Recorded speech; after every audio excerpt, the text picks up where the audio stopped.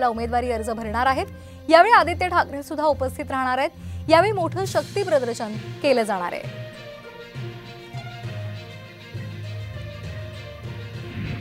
ठाकरे साहेब यांनी मला तिसऱ्यांदा उमेदवारी देऊन केलेला सन्मान, तो सन्मान, त्यांचे आशीर्वाद, आदित्यजी ठाकरे, वहिनी साहेब, या सगळ्यांचं भरभरून मिळणारं प्रेम, तेजस असतील। आणि आणखीन दुधात साखर यावेळेला अशी आहे की आमच्या सोबत काँग्रेस, राष्ट्रवादी, समाजवादी, कम्युनिस्ट, आप, हे सगळी, संभाजी ब्रिगेड, सगळेजण सोबत आहेत ना। आपण दोन दृश्य पाहतोय। सिद्धिविनायक मंदिरामध्ये जाऊन अरविंद सावंत यांनी दर्शन घेतलेलं आहे। देवदर्शन घेत ते आपला उमेदवारी अर्ज नंतर दाखल करणार आहे। त्याचबरोबर अनिल देसाई सुद्धा हे सिद्धिविनायकाच्या दर्शनासाठी दाखल झालेले आहेत। त्यांनी सुद्धा सिद्धिविनायकाचं दर्शन आता घेतलेलं आहे। तर आज अरविंद सावंत आणि अनिल देसाई आपला उमेदवारी अर्ज भरणार आहेत। सिद्धिविनायकाचं दर्शन या दोघांनी घेतलेलं आहे आणि मोठं शक्ती प्रदर्शन करत ते आपला उमेदवारी अर्ज दाखल करणार आहे। महाविकास आघाडीचे हे उमेदवार आहेत। महाविकास आघाडीकडून अरविंद सावंत आणि अनिल देसाई यांना उमेदवारी देण्यात आलेली आहे। आज ते आपला उमेदवारी अर्ज दाखल करणार आहे।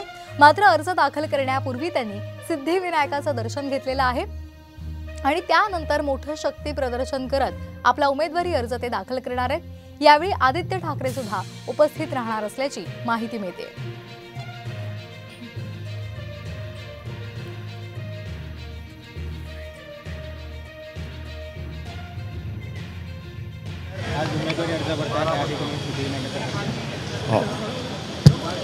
आपल्या रीतिरिवाजाप्रमाणे आस्थेनं, भक्ती, श्रद्धा, संस्कार त्याने पहिलं कुठचंही चांगलं शुभ कार्य करायच्या वेळेला आपण सुरुवातीस सिद्धिविनायकाचं, गणपती बाप्पा त्याप्रमाणे इथे आलो, नतमस्तक झालो, घेतले। आता आपलं काम करण्यासाठी सर्व मुभा। गायकवाड यांना देखील आता तिकीट जाहीर झालेली आहे। त्या देखील आता त्यांच्या मतदार म्हणजे संघात बिझी होणार आहेत। तर कसं एकूणच धारावी मतदारसंघात त्यांचा मोठा पकड आहे, त्यांच्या सहकार्याला नेहमी असायचं, तर आता त्यांना तिकीट मिळालेली आहे। दोघंही आपापल्या पद्धतीने प्रचार होणार, तर कुठेतरी कमी भासणार का? त्यांना उत्तर मध्यमधनं तिकीट जाहीर झाली, महाविकास आघाडी इंडिया अलायन्सची।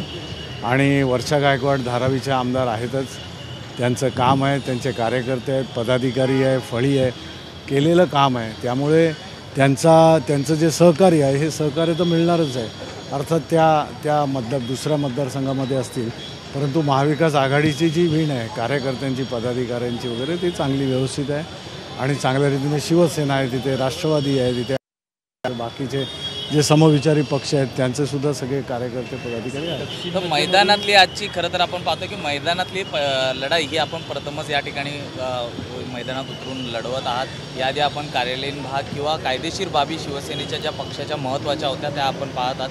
काय नेमकं कसं असणार? या सगळ्या गोष्टी ज्या करत होतो, शेवटी मैदानातली लढाई तेच गोष्टी करत होतो। आता